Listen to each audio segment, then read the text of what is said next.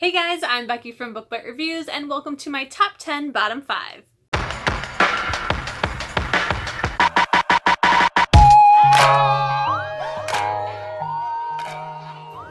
Today I am here to say that in May, I completed my Goodreads challenge of reading 55 books for the year. Yes, I read 55 books in 5 months. That's totally nuts. So, to celebrate it, I have today's video and then another video coming out later this week. Today's video will be celebrating what I have read, and the one that's coming later this week will be talking about what my plans are for the rest of the year. So since I have already read my 55 books, and these would technically be the books that I would be rating for the end of the year to give a top 10 and bottom 5, I decided to go ahead and do that today for a top 10 bottom 5 for the first half of the year. At the end of the year, I will compile the other books that I read on the second half and compare them to these books to see what overall for 2019 were my top 10 and bottom 5.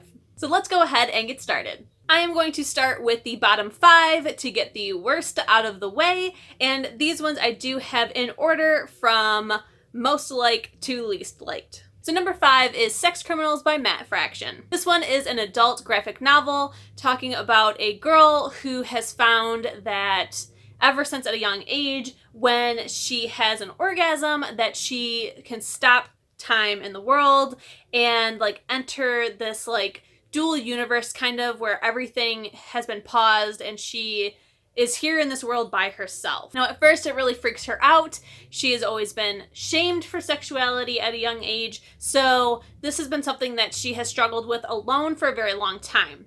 Now she is an adult, and she finds somebody else who also has this power. So I really liked the premise behind this graphic novel. I really enjoyed the artwork behind it. I enjoyed how it had sex positivity in it. But what I didn't like was that it was very clearly written by a man. I didn't like some of the scenarios where you could really tell that a woman did not write this. A man definitely wrote it. And I also really did not like how it ended. It made absolutely no sense. It just kind of it was just this crazy story that didn't really seem to have a complete plot. And by the end, you're just okay, so what is happening? Nothing gets really resolved in this first volume. I'm definitely not going to continue on. I had really high hopes for it. I was really excited, but it turned out to be pretty bad. Number 4 is Blackmail Boyfriend by Chris Cannon. Now, this book I was really excited about. It's about a girl who a rumor gets started that she has done some things with this really popular boy, and to try to get rid of those rumors, she blackmails him into being her fake boyfriend to try to save her reputation. And she also has these 2 really overbearing brothers, so nobody is willing to date her, so she wants to show that it's totally cool to date her. So they have come up with this blackmail to try and help the situation out. It's not like it was going to be this cutesy thing. It was very feminist at the beginning. I really enjoyed it, but about 70% through is when it just really took a nosedive for me. Everything gets wrapped up in a very small amount of time. Feelings and love proclamations are made that feel very rushed, and yeah, I really enjoyed it for the first 70%, and then the last 30% is where it just all went to trash. It was real bad. I felt like none of the emotions were genuine. I felt like it was super rushed. I also felt like our main character had really high expectations that he was going to end up falling in love with her, when she kept reminding herself the entire time that, and he would remind her, he was a jerk, that this was just a deal that they made, but yet she still would get mad at him for not acting like a real boyfriend when he is not. Number 3 is Under the Moon by Lauren Myracle. This one is part of a DC Comics remake series. They're targeted towards young adults, and they are using these very popular superheroes being written by super popular YA authors. Now, this one is following the backstory of Catwoman, or in this book known as Catgirl. And I have read Lauren Myracle before, so I know that she's a good author. I'm definitely not judging her on this book, but I really did not enjoy this book at all. Part of it was there is a trigger warning, which is not told to you, so I'm telling you now, there's a trigger warning for animal abuse and an animal death, and it really, really upset me. I really didn't think that would upset me, but in a graphic novel form, it really upset me, and it just totally ruined the tone of the entire book for me. I tried to look past that and get over it, but I was very, shocked by it, and I tried to just keep going, but our main character is, just the epitome of dramatic teen, where she's super unrealistic about things. She's super dramatic. She tries to be super independent when she really does need somebody, and she tries to just totally fight that. At one point, she even says, I know he can't read my mind, but I just wish that he could and would get it. Even you just said, he can't read your mind. So, mixed with all that, I had a very negative experience with this graphic novel, and I've had not that great of experience with 2 other books in the series, so I am just done with the DC remakes. Number 2 is Bullet Riddled by Grant M. Whitus. Now, if you would really like to get all of my thoughts on this book, I would definitely check out my reading vlog where I read this book. It is a adult nonfiction following Grant Whitus, who was one of the first SWAT team members to enter Columbine. This book is supposed to be about what happened at Columbine and what has happened since Columbine, how Columbine kind of changed the game, changed the world. I felt that what it really was kind of like a glory book for the SWAT officer. We talk about how he became an officer. We talk about different situations that he was involved in. And I felt like, since the book is I think less than 200 pages, he didn't have a lot of trust for the reader. He would repeat things to make sure that you didn't forget that when, okay, we were just told that, you didn't need to repeat that. I felt it was very, very poorly edited. Our SWAT officer is not a likable character at all. He says some very questionable things during this book, and I just did not have a good time. I felt like it was almost false advertising because we hardly talk about Columbine.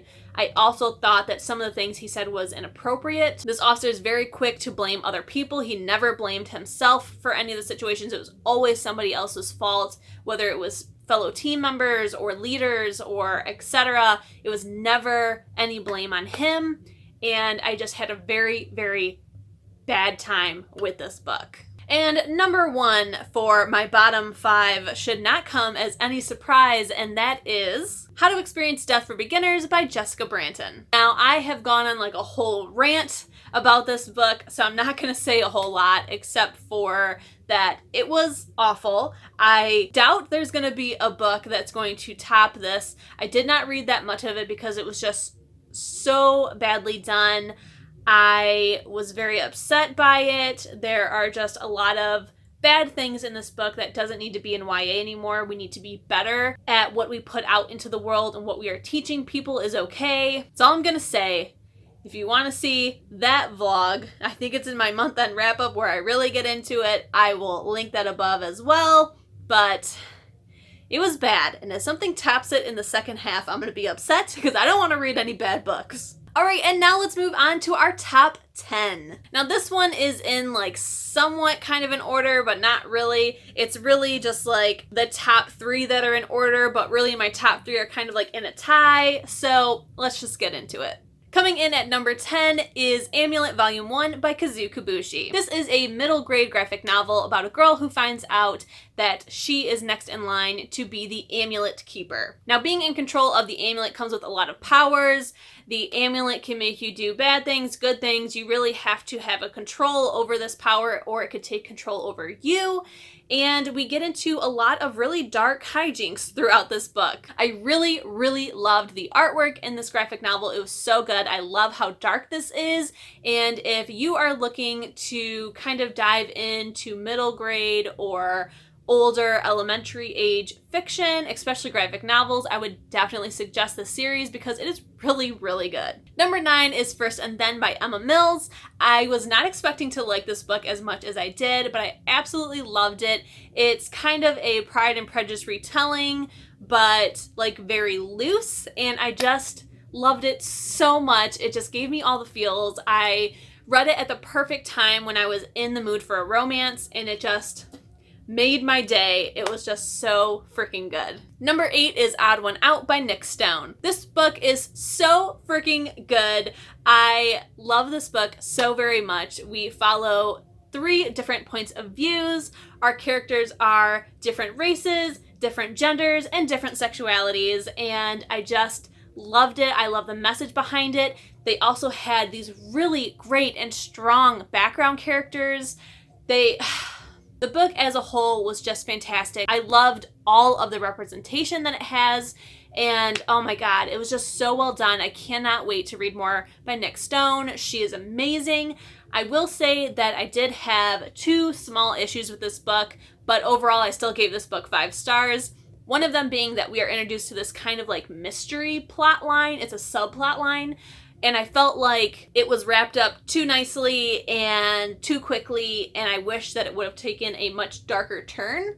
But it didn't. And that's okay. And it wasn't the main focus. So I went ahead and disregarded it when giving it its 5 stars. The other problem I had was the very ending. I felt like these teens acted way too mature. We have this giant plot twist that happens, and it was totally something that a teenager would do. So I think it was very well done. It was very shocking to me and very bad, but something a teenager would do and think is correct.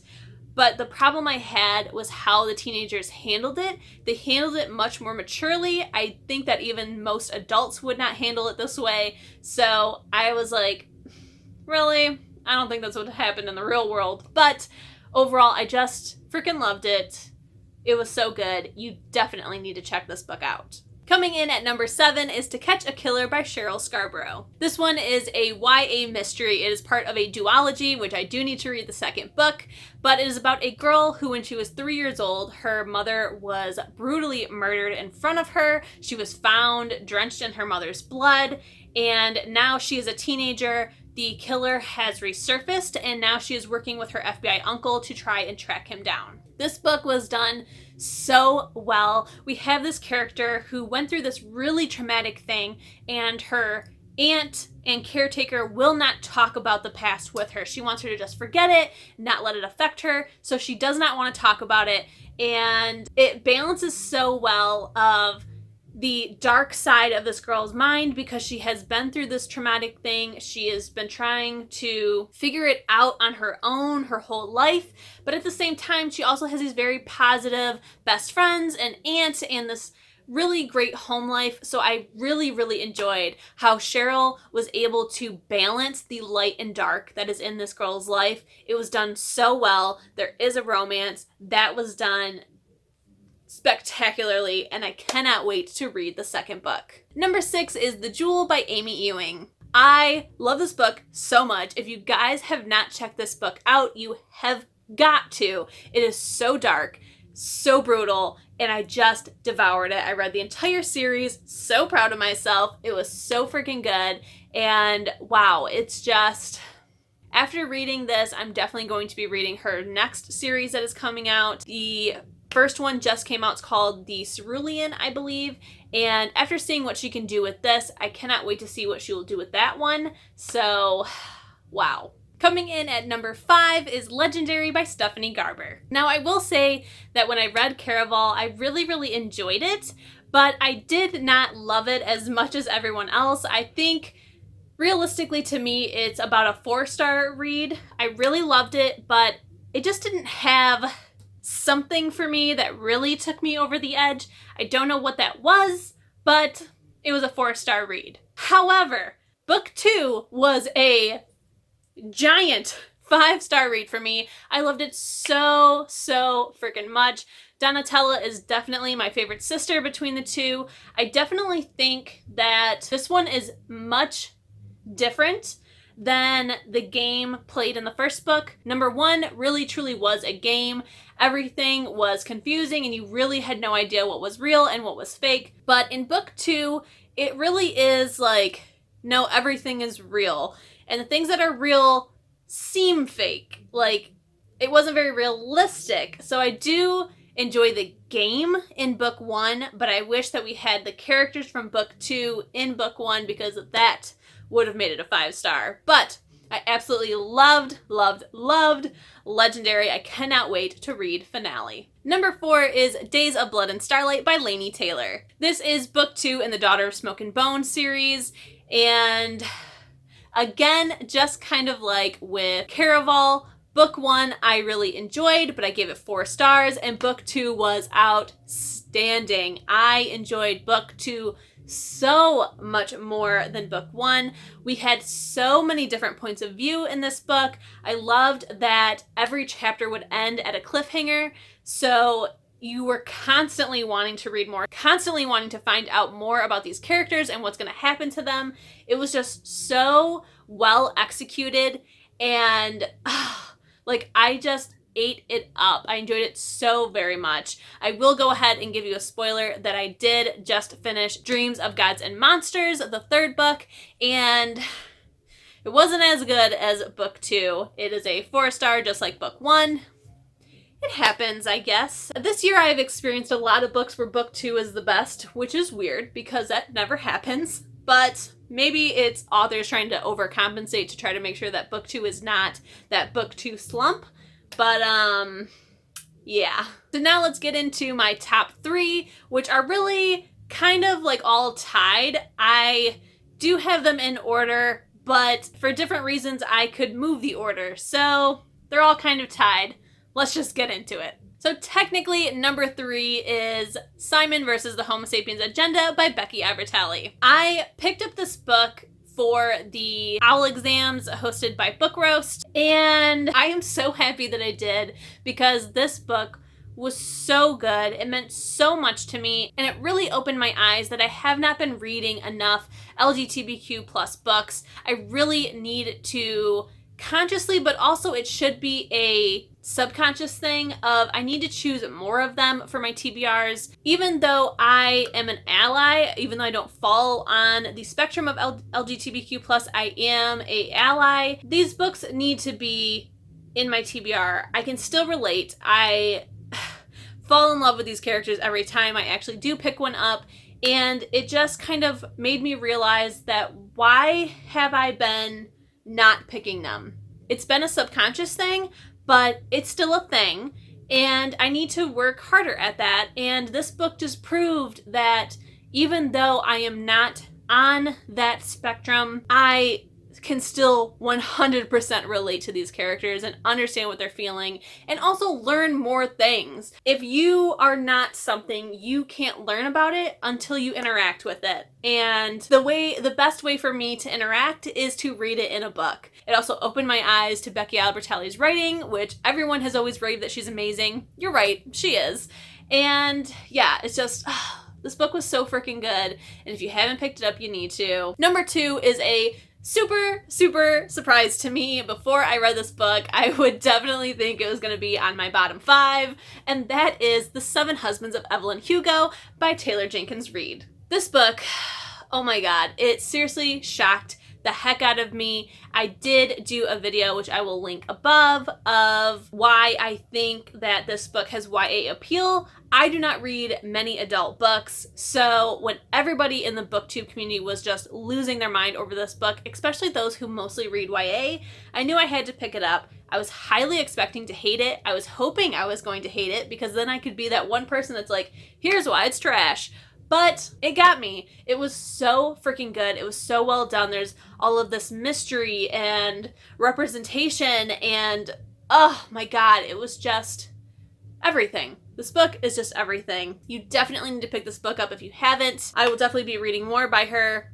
So good. And last but not least by any means is the technical number 1 pick, and that is Harry Potter and the Prisoner of Azkaban by J.K. Rowling. Now, this one I really do think is my number 1, but at the same time, there are reasons why number 2 and 3 could also take the number 1 spot. Number 3 has, amazing gay representation and, really opened my eyes that I need to be more inclusive with my TBRs and that I haven't been. With number 2, it was such a shock that I loved it so much that this could also be my number 1 because it just came totally out of left field, and I just devoured it and loved it. It means so much to me, and I think about it all the time, and I want to reread it. And then we have Harry Potter, which is the first time that I'm reading it. It means so much to me already. I've always been a Harry Potter fan, but it's always been because of the movies.